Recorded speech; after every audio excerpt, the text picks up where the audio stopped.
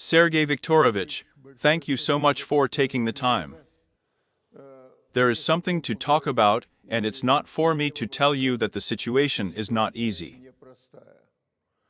A little more than a month has passed since the meeting in Alaska.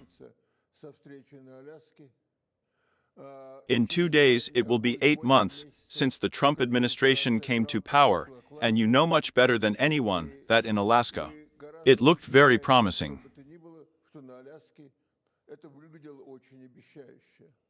And we all know from Donald Trump's public statements that when he entered the White House, he gave us grounds, but if you want, for serious hopes. And where we are now in Russian-American relations, I still would like to disagree with the fact that we had serious hopes when Donald Trump won the election and entered the White House for a second term.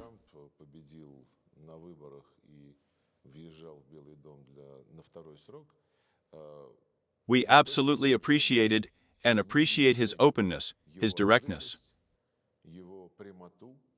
He never cheats, does not hide his thoughts, and his focus on results. Here is what he calls deals in the broadest sense of the word, including mutually beneficial projects in the economy, in space, in the development of natural resources, in modern technologies, but he had the same charge for the first term. But then the Democrats, of course, speaking in Russian, planted a pig to Donald Trump, when a few days before Trump's inauguration,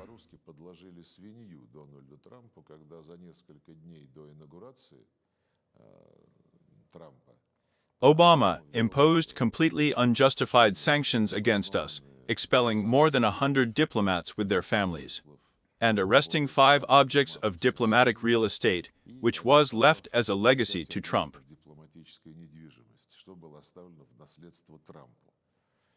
And I remember how Mr. Flynn, who was running for the post of National Security Advisor at that time, called our ambassador and said the Democrats acted meanly. They want to prevent our relations from developing normally. They left such a legacy.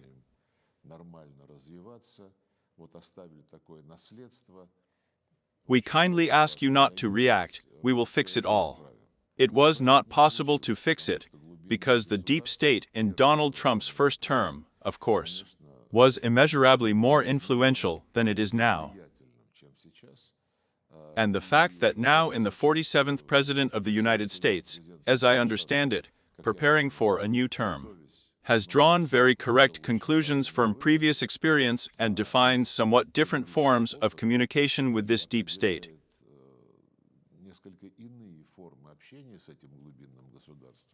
It's noticeable. Moreover, Donald Trump has formed a team of like-minded people so strong and influential. He had nothing like this during his first term. And the way he defends the interests of the United States, I think, is absolutely different from the ideologized policy of his predecessors, who, led by Joe Biden, in fact, took a course for the complete isolation of Russia, gathered around themselves the entire Western camp, which willingly united around such an aggressive confrontational policy.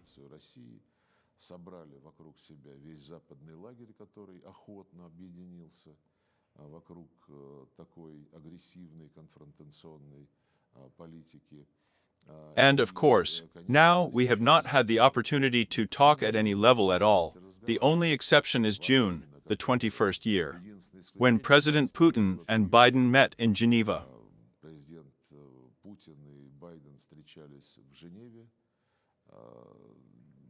There was, by the way, a good conversation, but it did not lead to anything. So it was all a cover for the deep aggression that was maturing against the Russian Federation, under the cover of the line that the Democrat administration was pursuing to suppress Russia as an independent player.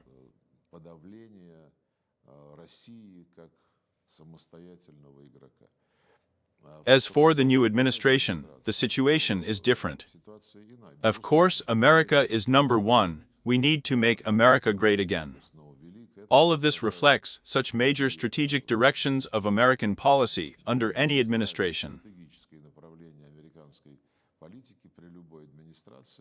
But I have already told you how our first meeting with Marco Rubio in February in Riyadh with the participation of Yuri Ushakov and Mike Walls, who has now been approved for the post of ambassador to the United Nations, we spoke very frankly. And Mark Rubio directly began with the fact that the current American administration in the field of foreign policy does not proceed from any not ideologized postulates, but firm national interests, and she understands perfectly well that all other countries also have the right, especially the great powers, also have the right to proceed from their national interests.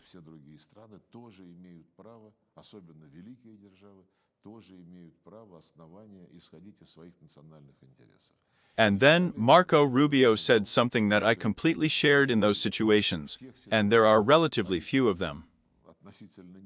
When the interests of the great powers coincide, it would be a gross mistake not to use this coincidence to translate it into mutually beneficial material projects that will bring economic benefits to partners.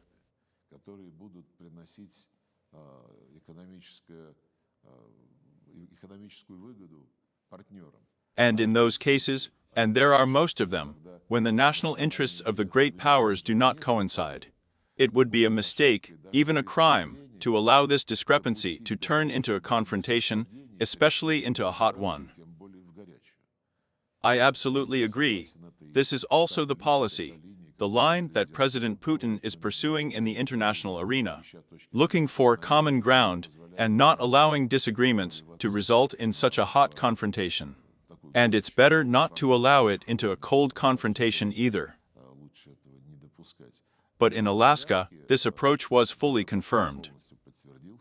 As you know, Alaska was preceded by several visits to Moscow by Stephen Witkoff as President Trump's special envoy. And as a result of these visits, he also met with President Putin. And as a result of these visits, the Americans formulated their approach to the problem of settlement in Ukraine, and how they see their role.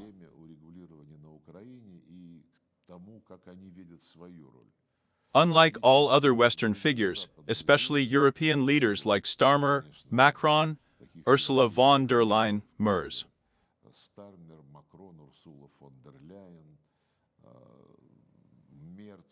Alexander Stupa is actively fighting in the same campaign, well, and road is where without him.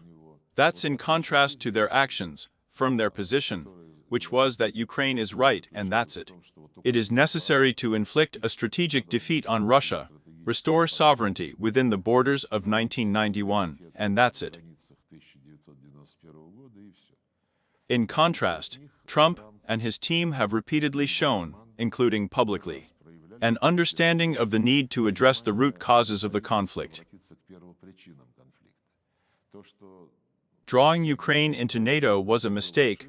Donald Trump has spoken publicly more than once and clearly showed that for a settlement, it is necessary to forget about these encroachments and build security on other principles. And secondly, the Americans, the current administration, understand perfectly well that the realities on Earth are explained not by the fact that someone wants to cut off territories from someone, but by the fact that in these territories, which we control now, and which still remain partially under the control of the Ukrainian armed forces, people live whose rights, linguistic, religious, any have been legally destroyed.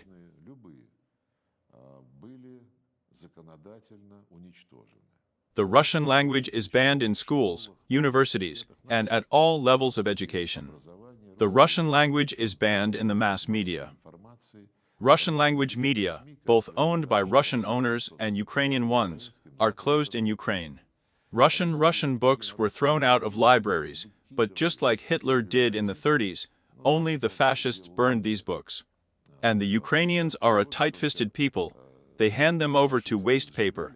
They also get money for it. But nevertheless, all cultural events in Russian are taboo. And in the store, in everyday situations, if you came and asked for a pack of salt in Russian, the seller may well say that he will not serve you until you switch to move. And of course, we mentioned at the talks in Alaska that, among other things, the canonical Ukrainian Orthodox Church is also banned. And President Trump, I hope I'm not giving away a secret, he was amazed and asked Mark Rubio several times if it was true. And his attitude to this kind of thing was obvious.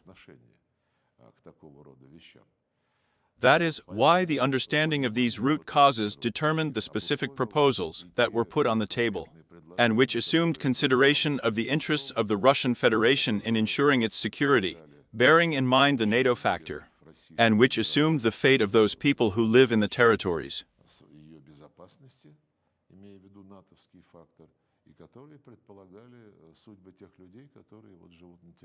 This came into the media space under the heading Exchange of Territories. But it was about what I just said.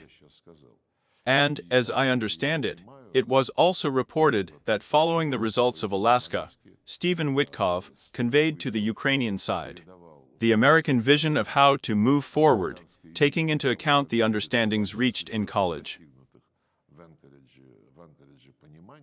And this signal was rejected by the Ukrainian side. Therefore, yes, we want to maintain the dialogue that has been established between our presidents, between the heads of foreign ministries through other channels, between national security aides and special representatives of the two presidents. And we see that the same desire is observed on the American side.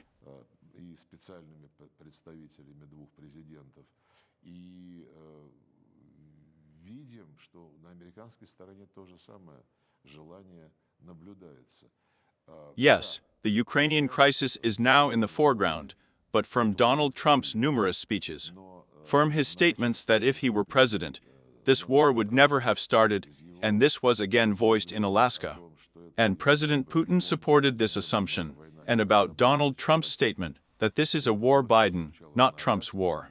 In general, this reflects the situation when he really pays priority attention to overcoming the Ukrainian crisis, but not because he considers it, the navel of the earth or the main conflict on the planet, but because he inherited the situation in international relations when the Ukrainian was artificially created a crisis, when Russia was left with no choice but to launch a special military operation to protect the rights of people whom the authorities in Kiev, who came after the coup, declared terrorists, inhumans. Creatures whom Poroshenko promised to rot in basements publicly from high stands, and whom Zelensky, calling them creatures, recommended them to get out to Russia if they live in Ukraine, but feel themselves involved in Russian culture.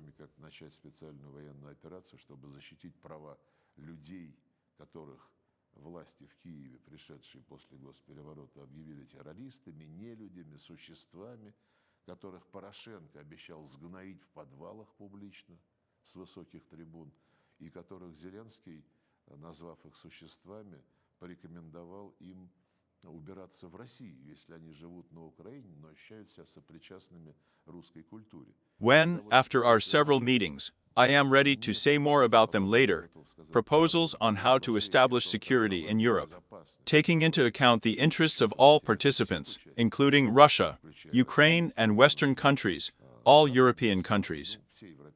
When all this was rejected the last time, we started making such proposals 2008 years ago.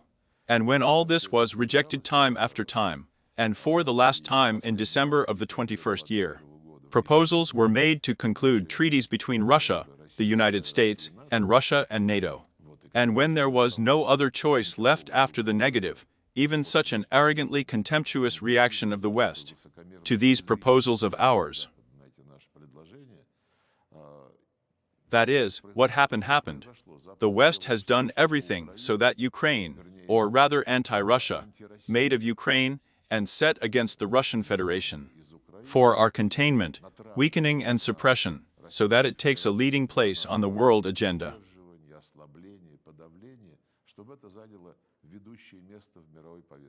And my feeling is that the Trump administration, precisely because it is artificially created by Biden and his team, and does not reflect the philosophy of the current administration, wants to remove it from the agenda in order to remove obstacles. to normal economic, technological, and other cooperation relations, which will also be difficult. Because the United States has a very peculiar approach to how to solve economic issues now, but we can talk about this later.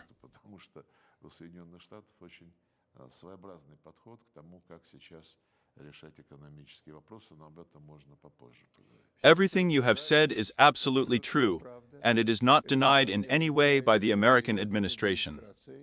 And this is not only true, it is a very important truth. But I have the impression that there is another part of the truth, and I want to ask you about it.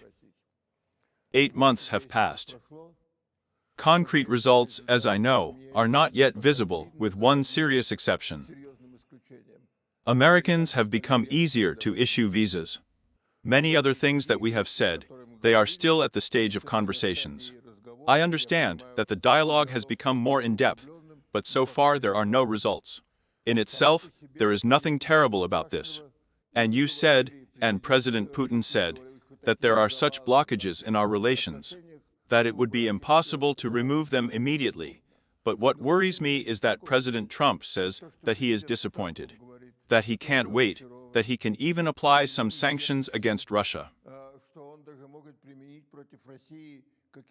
He says, I don't want to apply sanctions. I feel good about Putin. And in general, this is not the best way to deal with Russia. He says it all. But it shows some elements of frustration and impatience. How do you react to this? President Trump is a man, as he himself constantly emphasizes, a man is a matter of business transactions. He is used to negotiating quickly, probably, since in Russia, in the Russian Empire, merchants agreed, struck hands, and tomorrow everything is being implemented, as agreed.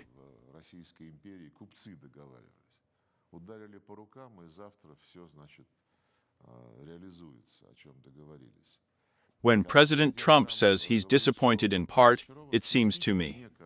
Naturally, I can't say that I know him very well, but nevertheless I have communicated with him several times, and I have some idea that this is partly due to the fact that he wants quick solutions, and as he constantly emphasizes, listing world conflicts in which he tried to play a positive role, conflicts which lasted 4 decades.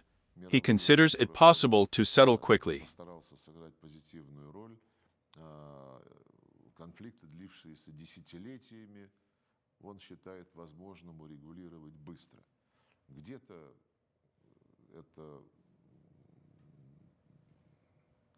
It can turn out somewhere hardly. Of course, Palestine, the Israeli conflict is a separate conversation. It is a tragedy, a humanitarian catastrophe, like many other crises on earth, but the desire of President Trump and his team to contribute, and even take the initiative somewhere, to reconcile irreconcilable opponents, of course, who can object to the fact that peace is better than war, and a bad world is better than a good quarrel, as we say.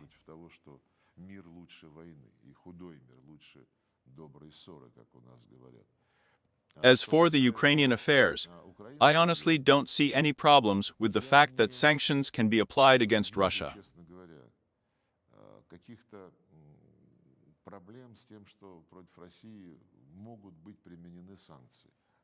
A huge number of sanctions for that period was historical. A record number was introduced just under President Trump, during his first cadence. We began to draw conclusions from this situation when the West imposed these sanctions on us, when sanctions were replaced. Then in Biden's time, any diplomatic work, when no one tried to look for any compromises, when they said you do not meddle in the management of any part of the globe.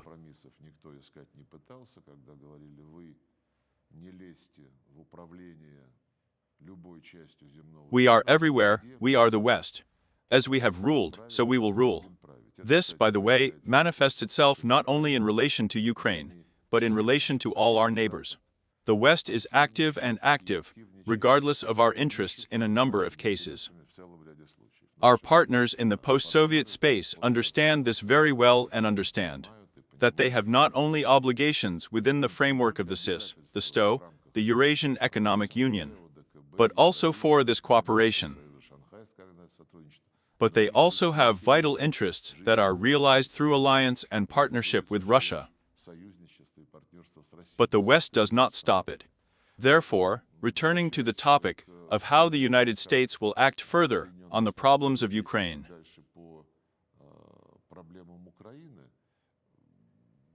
I think we will have additional contacts because we parted on the fact that in Anchorage, we adopted the logic that Donald Trump promoted on the basis of understanding the root cause, on the basis of understanding our position.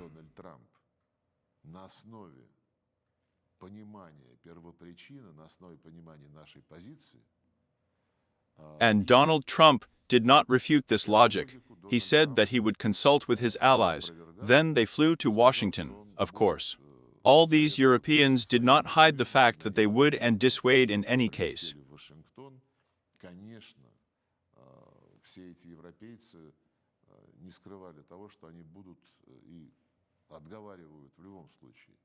They have publicly dissuaded and are dissuading the leadership of the United States from any constructive actions against Russia in the context of the Ukrainian crisis. They want to return the United States to the slippery path that they followed under Biden when it was Biden's war. They want to make it Trump's war as well.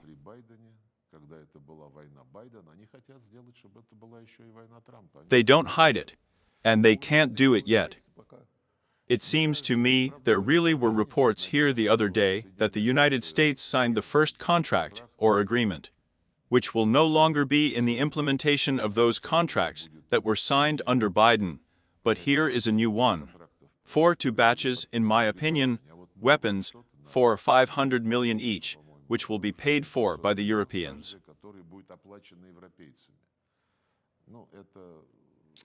400 million Congress voted. This is at the expense of the United States. Trump promised that he would not do this, but Congress accepted it, as I understand it, without the opposition of the White House. And 500 million is, as you rightly said, what NATO is buying for Ukraine, but it is buying. Yes, it's not new. It was Trump who said from the very beginning that it would be like this in the future. We would not incur losses, but we would make a profit on the sale of weapons, which Europe would then give to Ukraine or anyone else.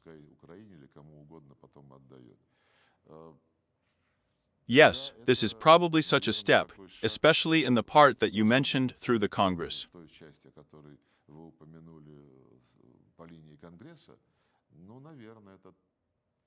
But on the other hand, diplomacy and business are things where sometimes the one who makes some steps calculates the subsequent actions, and perhaps believes that somewhere it is possible to throw a bone, in the form of a concession.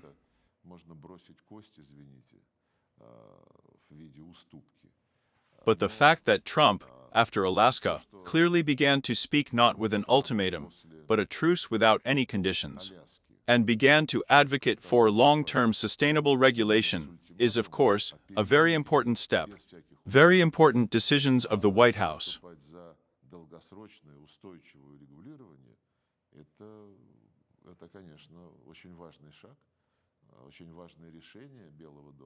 And so far, I don't see them moving away from it. I want to clarify one very important thing that you said regarding the difference between the Trump team today and the Trump team during his first administration. And it's not for me to tell you, you've dealt with these people. In that team, in the old team, there were people who were not conservatives, globalists, and they openly ignored the opinion of their president. Now there is no such thing, but I want to ask you, is it your impression that he has a team of like-minded people like, say, Nikon and Kissinger, who supports their president? Or rather, it is a team of loyalists who in no way want to betray Trump, provoke Trump, upset Trump.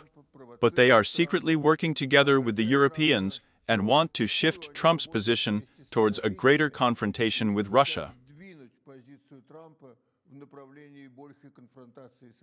I didn't get that impression. Maybe the term loyalists is applicable to these people, to his employees, to his team, but only from my point of view. I do not know the inner kitchen. From my point of view, it is applicable only in a positive way. Because a loyalist is a person who will not betray.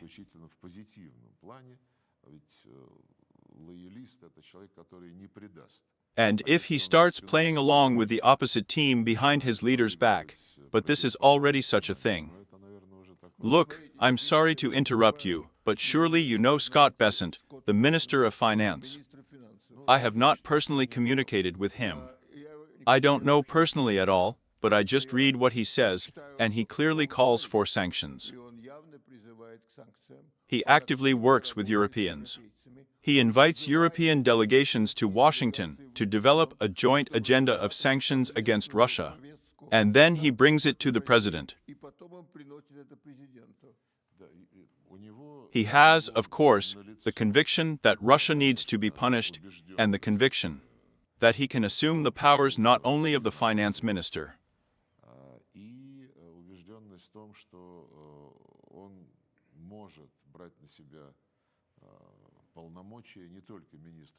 you remember, he worked for Soros, but also the powers of the Minister of Defense, or now the head of the military department, as it is called.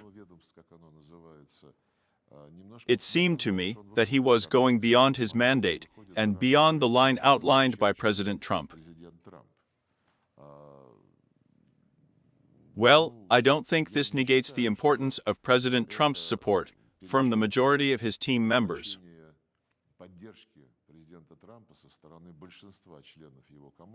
The Secretary of the Treasury in the United States is probably an important figure, but both the Vice President and the Secretary of State are special representatives, although there are different special representatives. Here there is Ivan Vitkov, who is unequivocally aimed at finding a balance and interests. We understand, and President Putin has said this more than once, that in the end, a stable agreement is a compromise. And we are ready to look for them, provided that our legitimate security interests, the legitimate interests of the Russian people in Ukraine, will be secured, in the same way as the legitimate interests of other participants in such an agreement will be secured. Because look, I said that the Trump administration's position has an understanding of the problems related to NATO. And they have publicly said this, and there is an understanding that the referendums held in Crimea and other territories cannot be ignored. And in any agreement, it is necessary to take into account the results of these referendums, as specifically immediately, in stages. This is another matter. They have recognized the essence of our approaches and work on this basis. And the rest of the Western public, with the exception of Hungary, Slovakia, the leaders of Britain, France, Germany, Finland, the European Commission, NATO, they are all mentioned by me.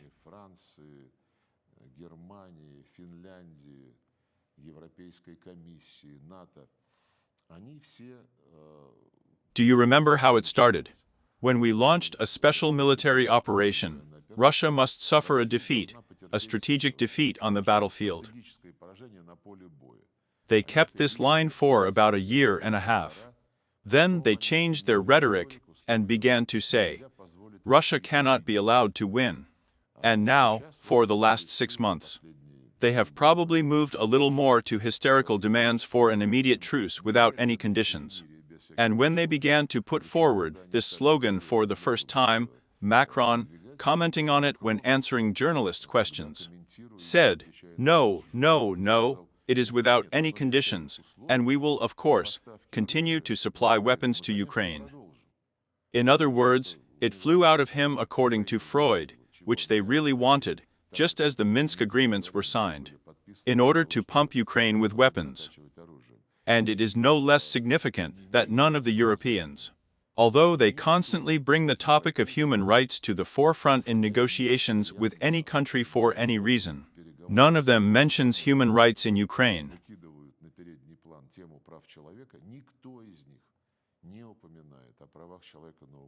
He doesn't mention it at all. Instead, They want the part of Ukraine that will remain after the settlement, although they shout about the borders of the 91st year. They understand everything perfectly. But the part of Ukraine that will remain under the control of the current regime, they are not going to change it. They want to occupy it and continue to support this Nazi entity, which is now headed by Zelensky. Russian, and the fact that in this territory, which will be occupied by them in their dreams and illusions, will happen to people who speak Russian, for whom Russian is their native language. They do not care at all. No one mentions the need to repeal these absolutely disgusting laws, which are not found anywhere in any country. I have already said this. Any language is not prohibited. Even in the context of the Arab-Israeli confrontation, Arabic and Hebrew are not banned in Israel or in Arab countries, respectively.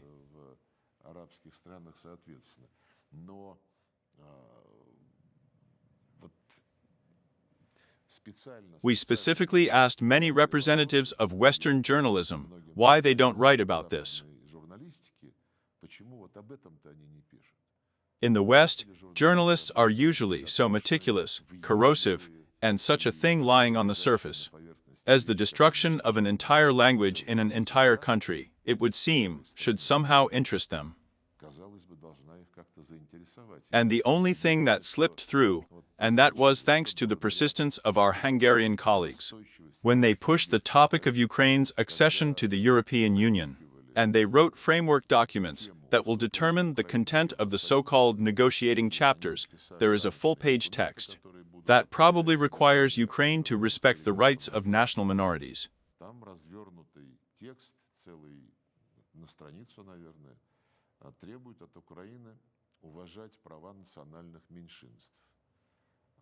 These rights, by the way, are still recorded in the Constitution of Ukraine. It has not been changed in this part. Ignoring the Constitution, they adopted laws that directly contradict it. The documents that were discussed and approved in connection with the desire to draw Ukraine into the European Union explicitly state that they must ensure that their legislation complies with all the requirements of international documents on the protection of the rights of national minorities, in general, human rights. Approved and forgotten.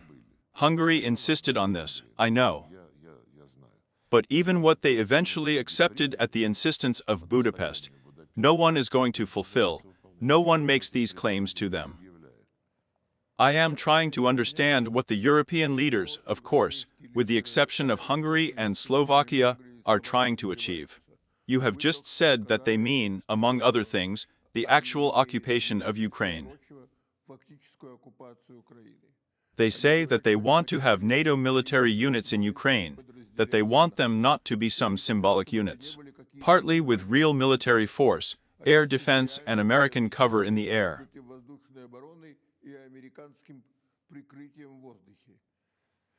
At the same time, they say that they will pump Ukraine with weapons so that Ukraine can defend itself independently against Russia.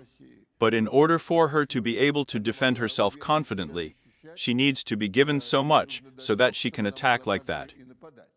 And so I'm trying to ask the question whether they completely do not understand and refuse to understand the real Russian strategic concerns and that Russia will not allow such things, or whether they use such arguments just to block the agreement.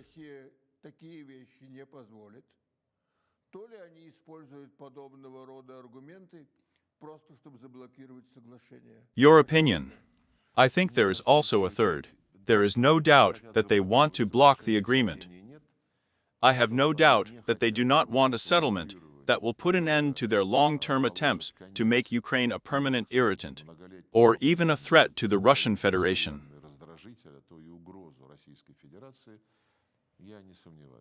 But another consideration may be the desire to revive the European military machine, which now almost entirely depends on the United States, dictated by this desire, as I believe, by the approach that Donald Trump began to pursue America first.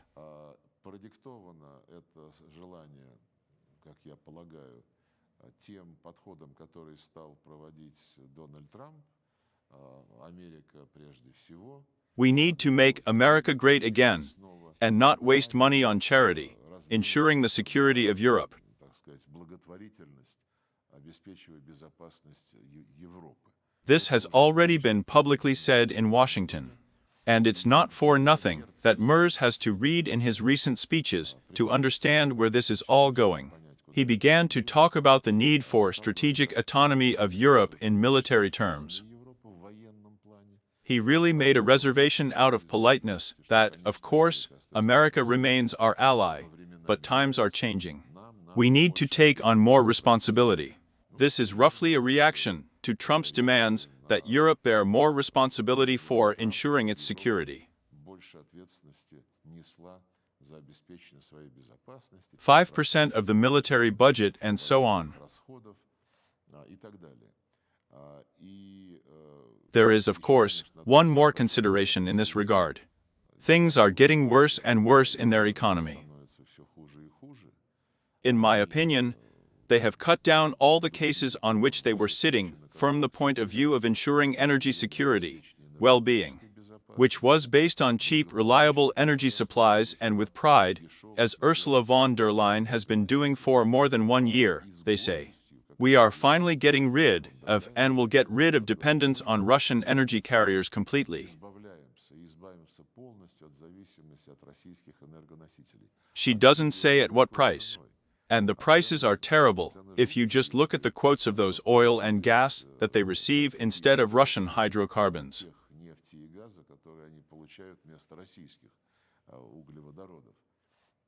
And the population is not even beginning to grumble a little.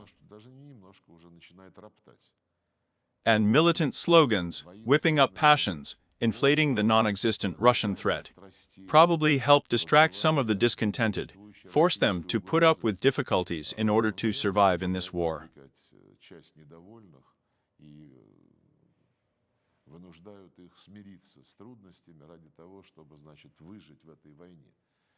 They still say that the Baltic states, Poland, NATO countries will be next after Ukraine. They don't hear anything. The president has repeatedly said that we did not have, do not have, and will not have any plans to attack any NATO or EU country.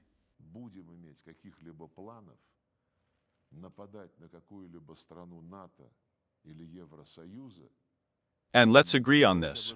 We have proposed, I have been saying since 2000, we have proposed documents that will guarantee the indivisibility of security, and the refusal of each country to strengthen its security at the expense of others. It was signed by everyone, as I said at the OSCE summits. And when, despite all these solemn statements, NATO continued to expand, we asked them, but what about the OSCE document? It says explicitly that no organization in the Euro-Atlantic space will pretend to dominate. She does exactly that. They told us, well, these are political commitments, despite the fact that they were signed by presidents and prime ministers. Then we said in the 2008 year, the political ones are good, since they essentially suit you. Let's codify them into a contract. The answer was this. As you know, political commitments remain political, and legal security guarantees can only be provided to NATO members. It was a deliberate policy to undermine all the principles of the OSCE, where we were dragged so intensively.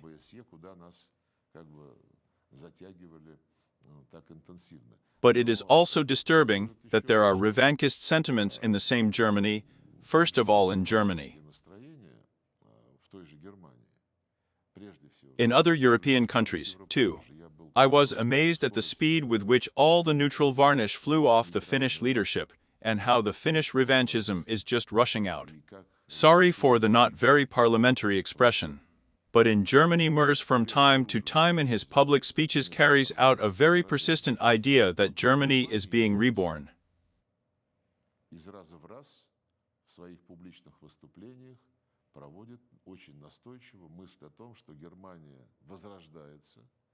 Germany has revised its laws to dramatically increase spending on weapons. And that Germany, this is the most important thing, should once again become the main military power in Europe. I do not know if he understands the word again in this sentence, but I think everyone else understands. This is what worries me very much, and not only, as you understand, me about many in Russia, when they hear such statements from the Chancellor of the Federal Republic of Germany.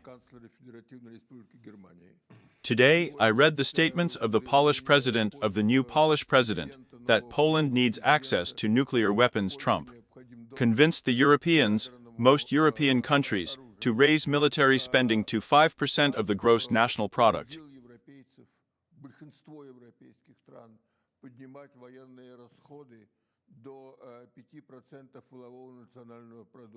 This begs the question, Mr. Minister, but isn't a new threat to Russia's security being created?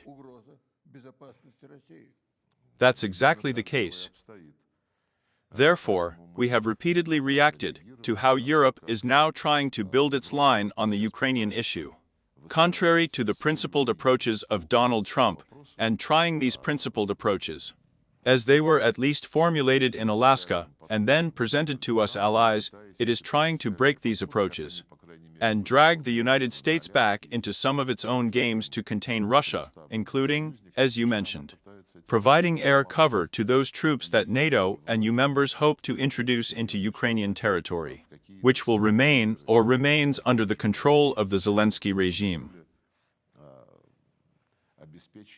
Воздушного прикрытия тем войскам, которые натовцы, евросоюзовцы надеются ввести на украинскую территорию, которая останется или остается под контролем режима Зеленского.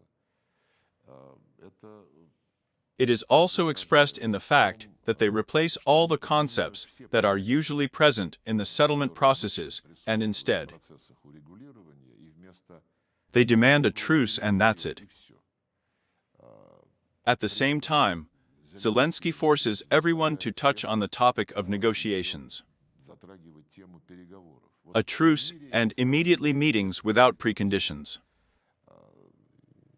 The calculation is only to play another circus act to show how Zelensky, so courageous in camouflage with a beard, begins to teach the life of President Putin, or it is important for him to shine on stage.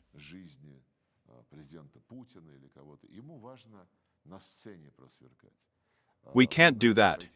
The president said that I am ready to meet, but it should be well prepared, and when prepared, we need to get a reaction to the proposals that we have promoted and to the approaches that were discussed in Anchorage. And Ukraine is not doing it yet. According to our data, she rejected it. The considerations that the Americans made after Alaska, and which reflected the understanding of the root causes, and the need to eliminate these root causes, were transmitted to her through Stephen Witkoff. They were rejected.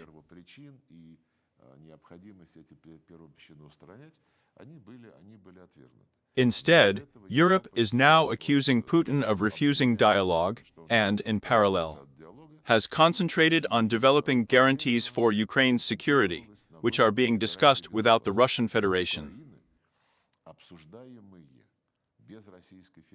And if you are discussing something concerning the security of one belligerent state without another belligerent state, then you want to formulate these security guarantees in support of continuing the war against your neighbor.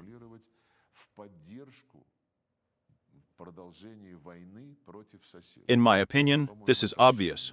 It's true that they constantly stipulate that we are leading troops when an agreement is concluded, a settlement on a truce.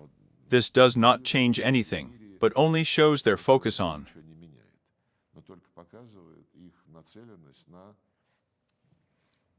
so that everything they build, both during the conflict and for the period after the conflict, contributes to the containment of Russia, as they formulate it. Well, in general, we have very specific arguments in response to such games. And unfortunately, they usually do not hear our arguments. Don't hear yes. But I have a feeling that you, the President, frankly speaking, are doing very well in dialogue with countries such as China, India, Brazil, that there is an active construction of a new world order.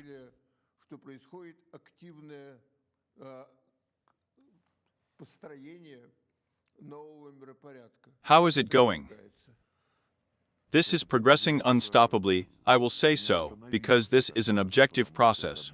It's not someone who came up with the idea to create some new bloc. And now they have started concocting documents and principles on which to unite. This is the process of objective development of the world economy. New centers of economic and financial power have grown, with which comes political influence. Centers of development of modern technologies, on which the future configuration of the world economy depends.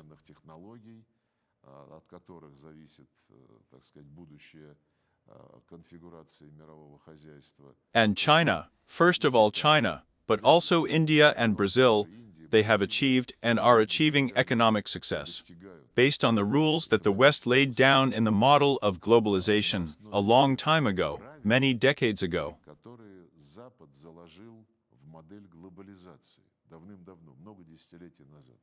Fair competition, presumption of innocence, inviolability of property, and so on.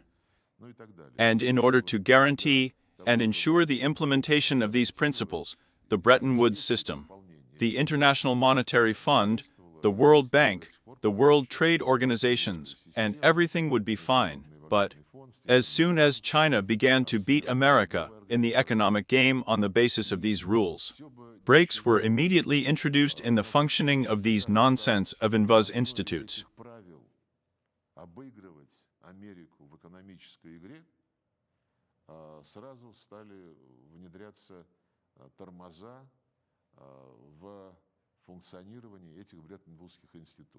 If the real share of the BRICS countries, for example, in the global economy, were taken into account, in the distribution of votes in the International Monetary Fund now, the Americans would lose the right of veto.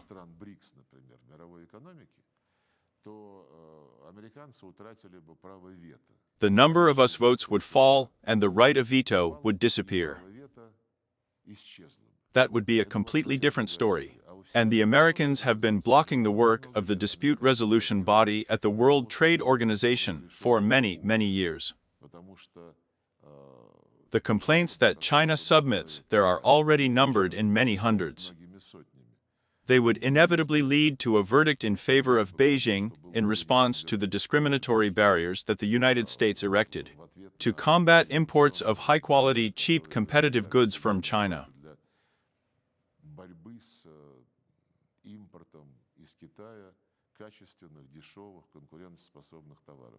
Therefore, now there is a crisis of the International Monetary Fund of the World Bank, which, by the way, has issued preferential loans to Ukraine over 3 years of Ukrainian events. I don't remember the figures now, but 10 times more loans were issued to African countries, all taken together, than during the same period. So this is also such a characteristic, discrediting the activities of British institutions, showing their politicization. Therefore, the movement of new economies, growing economies, continues, and all forecasts say that this will be a very long process, a steady process. And, of course, they will claim, and are already claiming, a fairer place in world affairs. Yes, so far, of course, economic concerns dominate. And the BRICS countries are not always ready to get directly involved in political processes and demand the fulfillment of certain conditions, but from the point of view of political assessments of the situation that is developing in the world, we have unanimity both in the BRICS and in the Shanghai Cooperation Organization.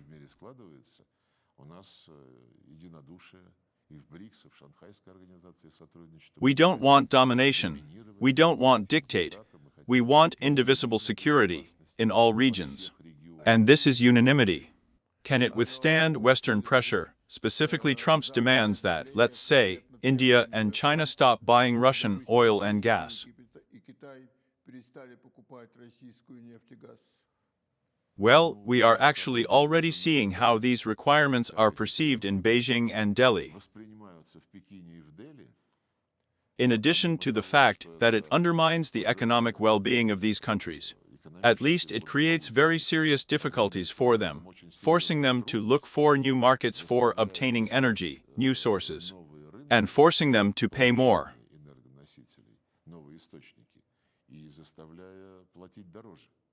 But in addition to this, and perhaps even more importantly than this, there is a moral and political opposition to this approach. And China and India are the oldest civilizations. And talk to them in this language. Either you stop doing what I don't like, or I impose tariffs on you. It won't work. And the contacts that have been and are continuing between Beijing and Washington, between New Delhi and Washington, they show that the American side also understands this. You know, as a demanding position, and then they begin to look for generally acceptable approaches that will reflect the balance of economic interests and at the same time will not look like an attempt to infringe on someone's political interests, someone's national, if you like, pride, national principles. So I guess here. Yes, of course, this is happening much more chaotically now than in the days before the disappearance of the Soviet Union, when there were two camps, the Cold War, détente, and so on. Now many more world leaders have appeared on the world map, and they demand and want their economic achievements to be recognized on merit.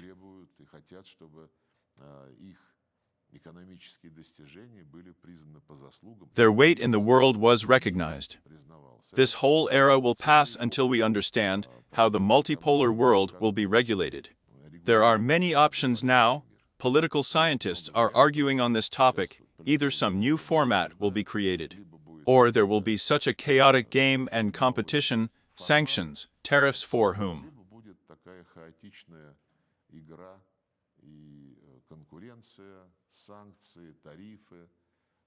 Of course, we are interested in these processes being streamlined, but for this we need to sit down at the negotiating table and consider the proposals formulated by the members of the BRICS, the Shanghai Cooperation Organization, and others. In the African Union, in the community of Latin American and Caribbean countries, there are many ideas in this regard. And in general, these associations, which reflect regional integration processes, and such a global mechanism as BRICS over them, they form the basis for this multipolar world.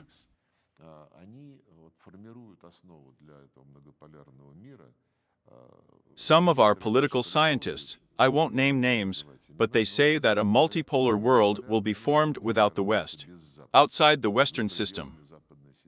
It will not be a multipolar world. It just won't be the Western world order. But we live together on a very tight planet. And this tightness is becoming more and more noticeable with the development of science and technology. Hypersound, much more, quantum computers that we are about to have, not in our country, but in the world, we hope to. So we proceed from the fact that multipolarity should, of course, cover all regions of the world, including the West. The West is doing this despite the fact that its share in the world is falling, but it is still a very powerful player. The first president of the United States, from my point of view, the greatest president George Washington, in his farewell address to the nation, made a special emphasis on the fact that the United States should not create permanent military alliances. Because these alliances, they acquire their own logic, their own dynamics, interfere with the flexibility of foreign policy, and draws countries into unnecessary conflicts. This is exactly what happened with NATO. Why NATO had to continue and especially strengthen its functioning after the end of the Cold War. It is difficult to explain with rational arguments. But now I hear arguments, including in Moscow, from political scientists and experts that the right answer for NATO is a large military political integration of the Shanghai Organization, BRICS, and so on. Do you think that the response to the NATO challenge should involve some new elements of military political, if not integration, then coordination on the part of the world majority? We have military political alliances. First of all, it is the Union State of Russia and Belarus and the Collective Security Treaty Organization. The Shanghai Cooperation Organization also has a very serious, major military political dimension. Measurements related to the security of member countries. In all these formats, the task has never been set to be hostile towards anyone. The task has become to ensure the security of the territories of those countries that are part of this union, without any expansionist ideas.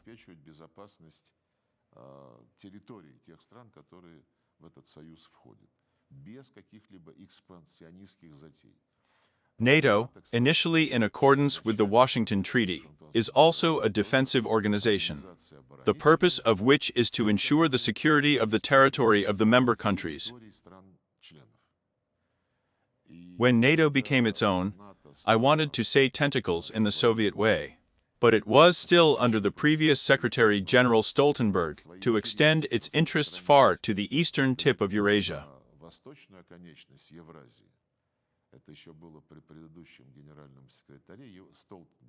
He was once asked by a journalist at one of the press conferences, "Are you still a defensive alliance that ensures the security of the territory of the member countries?" He said yes. "And then what are you doing in the South China Sea, where you are trying to promote your infrastructure, in Northeast Asia, in Southeast Asia, in the Taiwan Strait? Do you have any plans there?" Yes, we are also promoting our political and possibly military technical infrastructure there.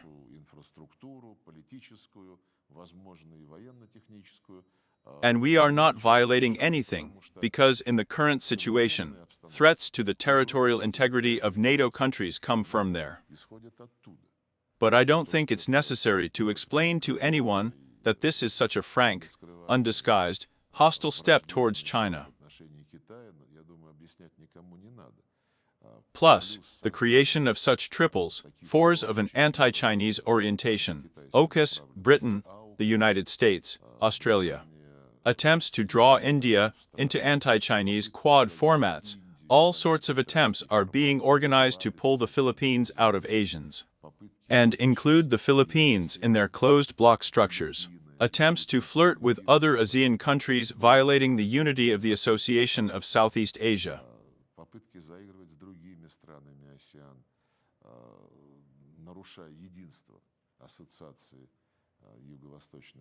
Exercises are being conducted. Quite recently, there were some command exercises which involved a huge number of countries of Southeast Asia, Latin America, under the auspices of the NATO powers.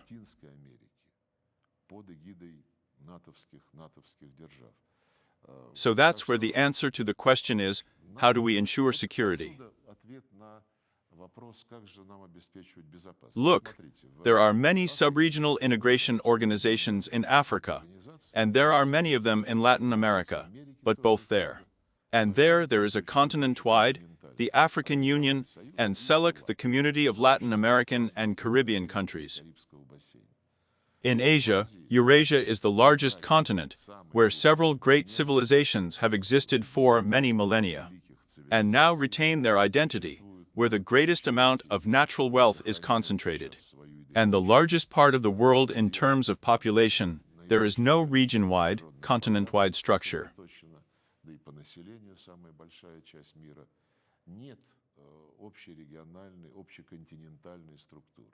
And this is explained by the fact that until recently, and during the Cold War, they dominated the western part of the continent. And the West was more active, more powerful than many others after long centuries of domination.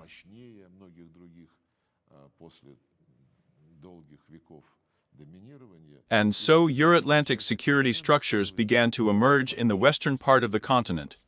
NATO as such, after that, the OSCE, the Euro-Atlantic concept, and the European Union, which was created as a purely European structure, is now essentially merging with NATO, signing treaties. EU members will provide their territory, the so-called joint mobility. If NATO suddenly decides to go on its tanks and armored personnel carriers to the Russian border.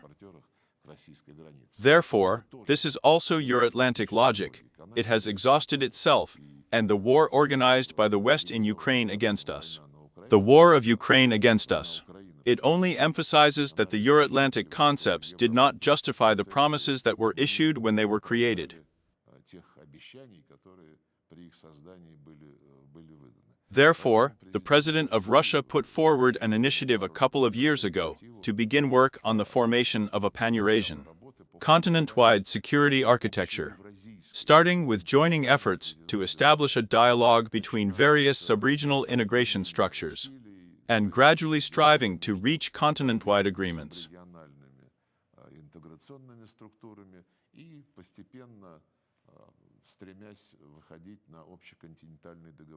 And we specifically stipulate at the same time that the doors are open to all organizations. That is, if he wants to, then with him and not against him. Moreover, we have already mentioned Hungary. This year the third conferences will be held in Minsk, which are held on the initiative of President Lukashenko on the topic of Eurasian security. I participated in the first two, and a number of European ministers also participated in both, including Serbia, Hungary, and Slovakia, if I remember correctly. Maybe not the ministers were representatives, and they have an interest in such work. Now, at the third conference, which will be held in Minsk at the end of October, we, together with our Belarusian colleagues, are submitting a draft charter of Eurasian multipolarity and diversity as such a conceptual framework. Since we all live on the same continent, it is a sin not to use the advantages that are geoeconomic, geopolitical, which are given to us by nature, geography, but also by history.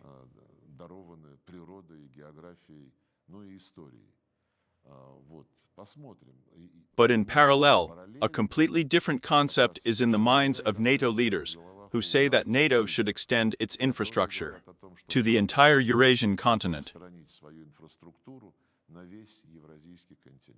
They are already pushing wedges under certain regions of Eurasia and in Central Asia. They are trying to impose such military aspects of cooperation.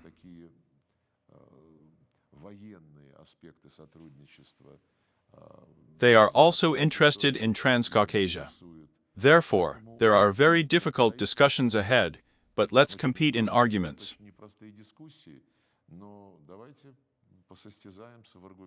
We offer cooperation on a continent-wide space, on a continent-wide scale, taking into account the interests of everyone.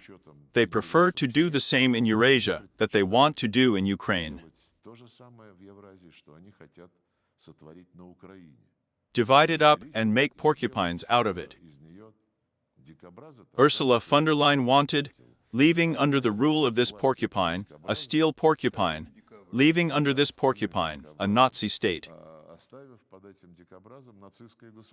So we talked about George Washington, mentioned a lot of conversations about what democracy is.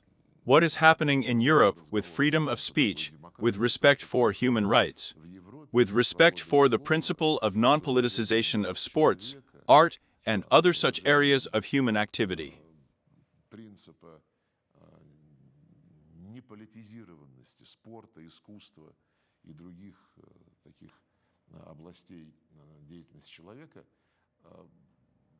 I remembered in this connection that in the Declaration of Independence, in my opinion, this is attributed to Thomas Jefferson.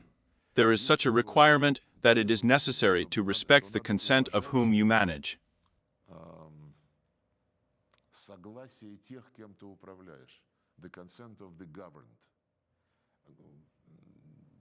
I remembered everything because quite recently, in my opinion, a couple of years ago, Antonio Guterres quoted this requirement. As one of the fundamental principles of democracy, tell us how the UN should evolve in the modern world. Один из основополагающих принципов демократии, рассказывай, как ООН должна эволюционировать в современном мире. But if the consent of those you govern reflects the existence of democracy or its absence, then it is necessary to approach the situation in Ukraine from a slightly different angle. Because this principle, which was spelled out in the Declaration of Independence in the United States, was then enshrined in the United Nations, when the Declaration on the Principles of International Law won 1900 years ago. The General Assembly decided by consensus that it is necessary to respect the territorial integrity of all states whose governments respect the right of a nation to self-determination, and therefore represent the interests of the entire population living on the relevant territory. Уважают право нации на самоопределение и в силу этого представляют интересы всего населения, проживающего на соответствующей территории. Well, how could those who came to power in Ukraine as a result of a coup represent the interests of Crimea, Donbass, Novorossiya, who simply said that they did not want to do anything, did not want to deal with these puffy ones?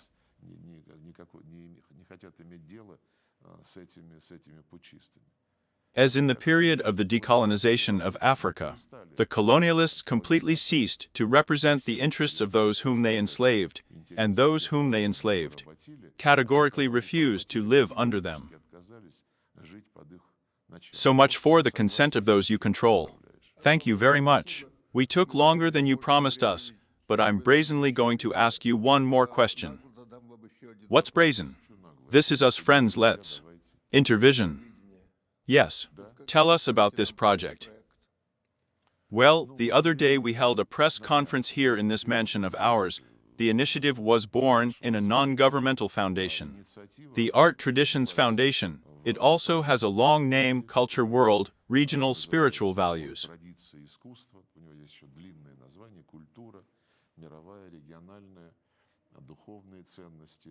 This fund was created about 5 years ago, in my opinion, but they came to us and said that they had this idea to revive the Intervision contest, but in the new conditions. It would not be a contest of the socialist camp, as it was during the Soviet Union, but a competition based on the foreign world majority, the BRICS SCO, but again, open to everyone.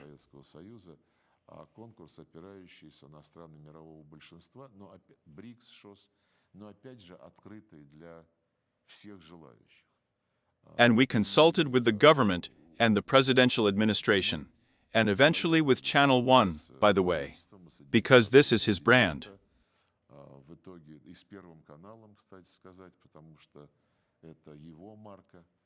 And as a result, we reported to the president, who approved this project. And now the culmination will take place on September 20th at the Barking Arena, of more than 20 participants from all continents, and I hope it will be interesting. And the first channel will show it on Saturday at 20:30. And thank you so much for the interview, and more broadly for your leadership on this important issue. Thank you. Thank you, Dmitry.